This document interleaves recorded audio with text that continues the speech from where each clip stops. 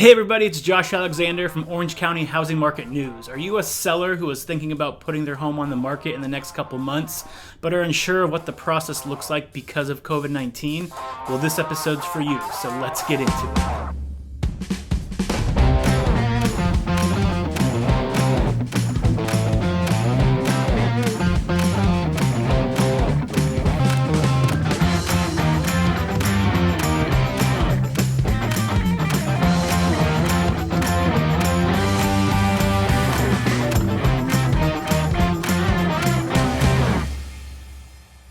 Okay, so let me start off by saying I didn't think I'd have to be doing this video again. So I did a similar video about 4 months ago now, which I'll either put up in the corner or I'll link in the show notes if you want to check that out, about how to stay safe when selling your home during COVID-19. But it looks like this isn't going away anytime soon, and we're going to be stuck with this for at least the rest of the year. So I wanted to give you a quick update on how things have changed since the beginning of this pandemic, because there has been a few processes that are starting to loosen up a little bit. So I wanted to make sure you have the most up-to-date information if you are thinking of selling your home in the next couple months. So I'm going to break it down into 3 sections, and that's going to be 1, before you list your home, what you need to be doing, what to expect because of the pandemic. 2, what to expect when people are touring your home and how you go about actually getting offers and that type of thing and getting before you get into escrow. And then 3, I want to talk about the escrow process and any changes that have really come because of COVID-19. So let's start with that first one, and that's before you place your home on the market. So before you place your home on the market, traditionally a few weeks, even a month or 2 before you decide to put it on the market, you're contacting your agent, you're having them walk the property with you, they're going through, seeing the general condition of the house, making some recommendations on what you could be doing to really maximize your profit when you do decide to sell. And then they're also going over comparable sales with you to kind of give you a better idea of what the property is actually worth. So that way you know what to expect when you do decide to place it on the market. So when all this happened and lockdown started, that all went virtual. So everything was from the seller and the agent was all done virtually. So the seller would go through with their phone, walk through the property. The agent would try to get an idea of what the current condition of the home is. The seller would tell them about the house, and they'd kind of create the value based on that, as well as the comparable sales. Now that we're almost 4 or 5 months into this, we're starting to see that loosen up a little bit, where agents are able to go back out to sellers' houses in person and giving a little bit better idea of the general condition of the home. So I like this personally because from my personal experience, I've had it happen sometimes when I'm trying to do a home evaluation for a seller. Their internet's not great, so you're trying to have them walk you through the home, but it keeps cutting out. Everything is pixelated and blurry, so to really get a good idea of the condition of the home can be challenging. So having agents back out at the property is just going to be a win for everybody as long as you stay safe doing it, because the agent's going to have a much better idea of the actual price of the home and give you a much tighter window of what you can expect to get when you put your home on the market. So the second thing, and I emphasized this a lot in the first video I did 4 months ago, but I'm going to talk about it again because it's so extremely important, is when you have the photographer out to your house to go ahead and take the pictures, you need to make sure that you're setting it up where they're not just taking still photos anymore, because that just doesn't cut it. With most buyers doing most of their shopping online, you need to make sure you're giving them as much information about the property as possible. So the photographer should not only be doing the still photos, but they also need to be doing a virtual walkthrough of the house where they go through and make a video of the house so the buyers can see it, kind of like a promo video almost.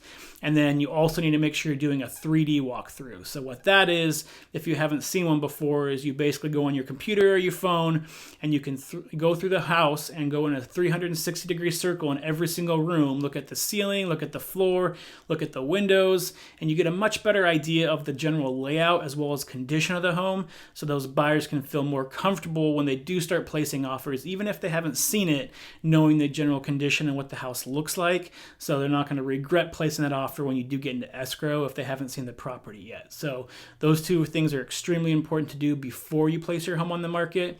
And then the third one I want to put in there, and I talked about this on my last update video, but for sellers, you need to make sure that you're placing your home on the market for market value. So one thing I have seen recently is because we are in such a hot seller's market, the hottest market we've seen for sellers in 8 years, that sellers are just kind of putting the whatever price they want in the home, not really paying close attention to the comparable sales in the neighborhood, and just basically thinking that, hey, there's enough buyers out there that someone will pay this price for the home. So there's a couple things wrong with that. And I explained a little bit more detail in my other video, but the gist of it for this video I want to kind of talk about is if you don't price your home correctly and you don't place it within market value, buyers are smart enough because they're doing so much shopping online, they really know the general values of homes. So if you place it way above market value, a lot of those buyers that might have been interested in your home are really just going to keep passing it up and going on to the next one. So you're losing a lot of interest by doing that.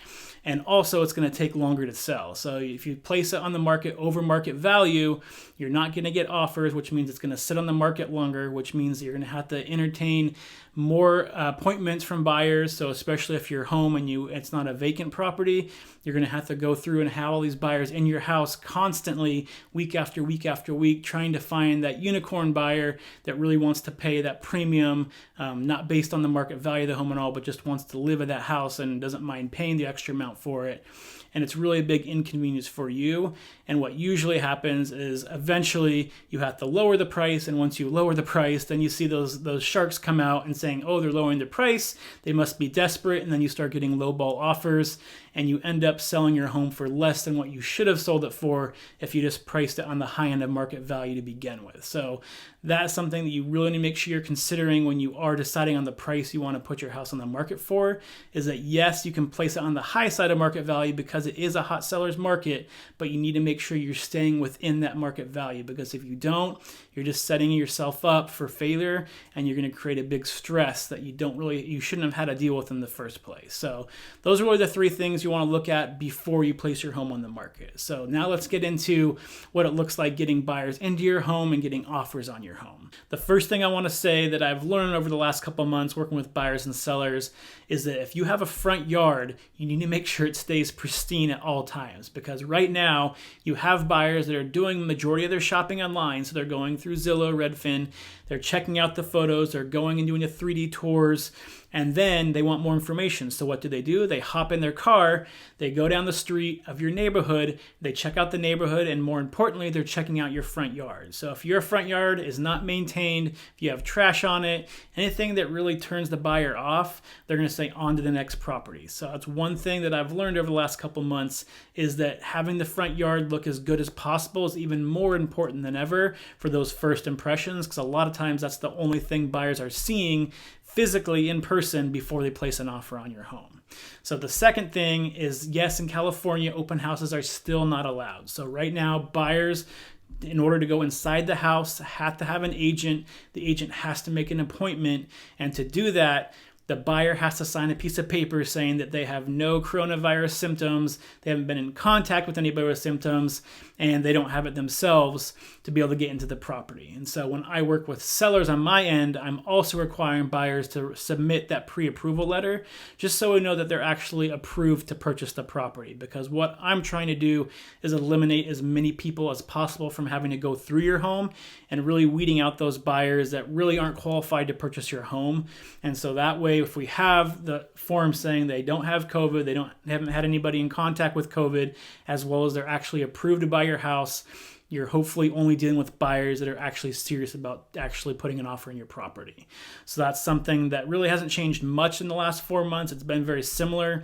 Because there's no open houses, there's only really one way to see properties, and that's through the agent having appointments scheduled. So that being said, if you are a seller, you want to keep that in mind. You can't have those open houses where everybody's just coming through a few hours on the weekend. You have to be a little bit more flexible, especially if you're still living in the home and it's not vacant, to be able to allow those buyers through the house. So ideally what you want to do with your agent is set up some time blocks every week that you're able to schedule appointments and have the agent fill those appointments for you so you kind of already know when they're going to be. You don't have to frantically run out the door when your kid's on their Zoom classroom meeting and you're trying to get your work done from home. You want to make sure that you're prepared for it, have time to clean the house. Easiest way to do that is to make sure you're just blocking off times every week so your agent knows when they can schedule appointments, you know when they're coming up, and there's no surprises. And that really helps eliminate a lot of the stress on your end when buyers are coming through the home. And then, as usual, and again, like I've talked about in previous videos, once buyers walk through the home, you do want to make sure you're also sanitizing all those important surfaces that you're probably going to have buyers touch, even though they shouldn't be, like doorknobs, countertops, things like that. So that way you're just keeping yourself as safe as possible. If the weather permits and it's not 100 degrees outside, keep the windows open, keep that airflow going. It's just trying to do everything you can to keep yourself as safe as possible while you're showing your property. And again, going back to making sure you price your property correctly. If you price your property correctly, hopefully you're only having to deal with this for 2 to 3 weeks before you start getting offers on your house, hopefully multiple offers in this market. And so you're not having to deal with these showings week after week after week. You're doing a few blocks of showings here and there. And by that time, hopefully you're getting offers. Okay, so one final note I did want to bring up about having buyers into the house as well as getting offers on the property is that if you are still concerned with having a lot of buyers walking through your house just for the safety reasons of it, a recent study that came out from Zillow a few weeks ago showed that prior to the whole pandemic, you had about 20 to 25% of people that were looking for homes willing to place an offer on a home without seeing it. At this point, we're almost up to 40%. So if you're scared of having people in the house or you just want to limit your exposure, as long as your house is marketed correctly and it's priced correctly, there's a good chance you can actually get offers on the house without actually having the buyer step foot in the property prior to you going into escrow. So keep that in mind, that if you do want to sell your house and you just want to be as safe as possible, only want to allow a few people in and out of your house through the whole transaction, there are still ways to do that and you can still be successful at selling your house right now.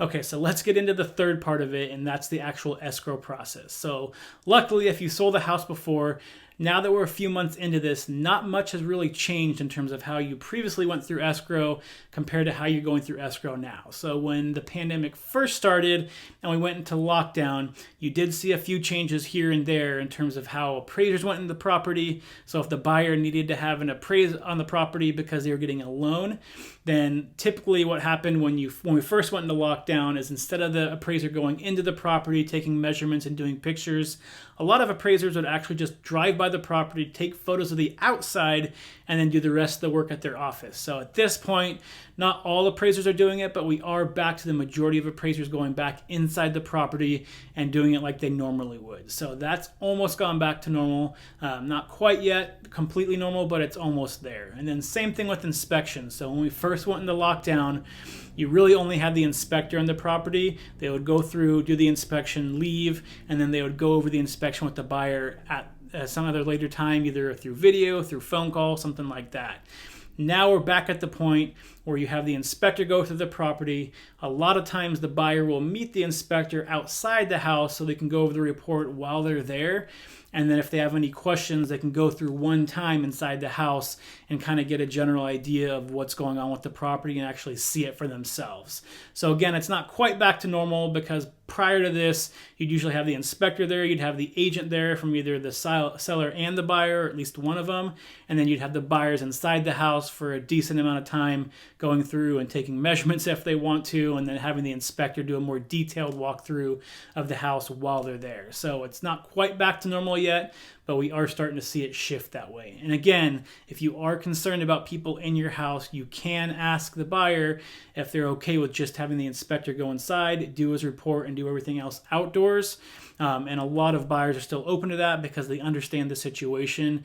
And a lot of buyers still want to work with the seller and make sure everybody's comfortable during the whole transaction. So really that kind of wraps up the biggest differences that you are currently seeing because of COVID-19. I mean, the general thing here is that we are starting to slowly go back to normal.